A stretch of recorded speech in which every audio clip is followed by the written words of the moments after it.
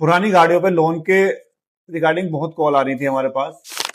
नमस्कार दोस्तों, मैं Rajan Singh, Chaudhary first choice motors Bijnor से। पुरानी गाड़ियों पे लोन के रिगार्डिंग बहुत कॉल आ रही थी हमारे पास कि हम लोन करा देते हैं क्या। पहली बात तो हम लोन प्रोवाइड करवाते हैं जो आपकी गाड़ी की वैल्यू होती है, पुरानी गाड़ी की जो इंश्योरेंस वैल्यू होती है उसके हिसाब से हम 70 से 80% लोन प्रोवाइड करवाते हैं। और मेन बात कि जो 2015 मॉडल से ऊपर की गाड़ी होनी चाहिए जो हम जिस पे हम लोन करवाते हैं।